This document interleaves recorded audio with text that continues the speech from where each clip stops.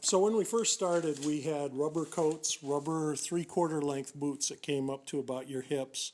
The helmets were made out of a plastic with kind of a cloth liner. Very, by today's standards, very inadequate.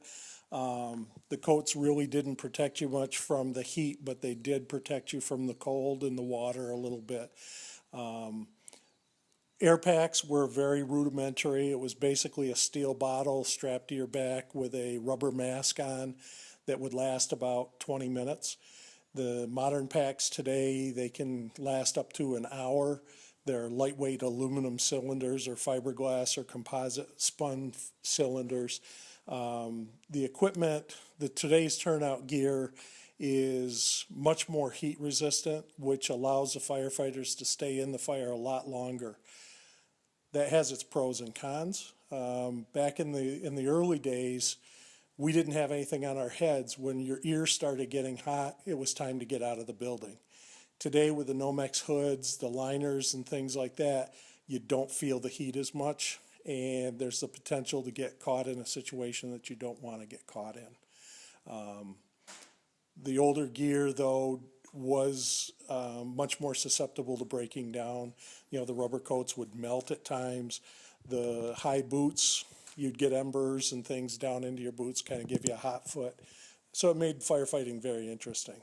Today, you're kind of enclosed in a protective shell, basically. Just the aspect of it is the NFPA, the standards you have to abide by.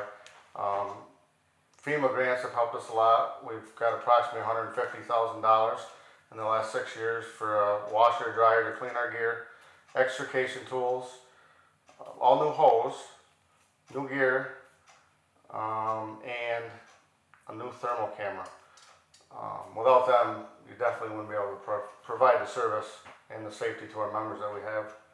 This is a MSA air pack. We used to call them the black lung. They have a oxygen cylinder that creates oxygen through a chemical reaction.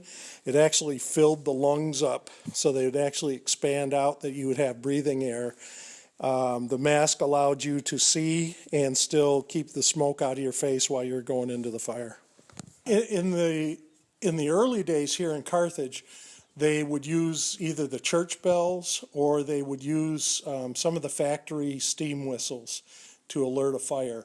Originally, Carthage was sectioned off into 4 blocks. They were A, B, C, and D.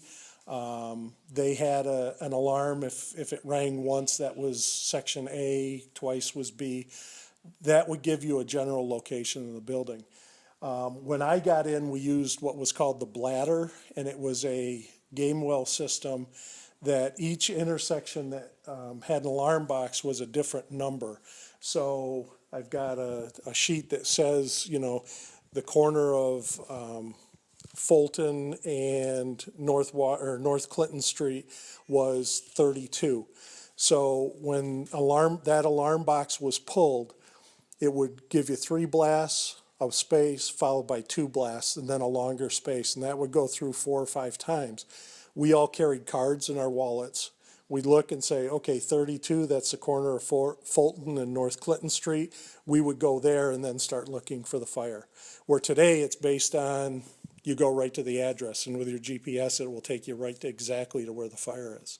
So it was much more primitive back in the day. We had to actually look, and hopefully there were people there to say, hey, it's over here at my house. Where today we don't have to worry about that.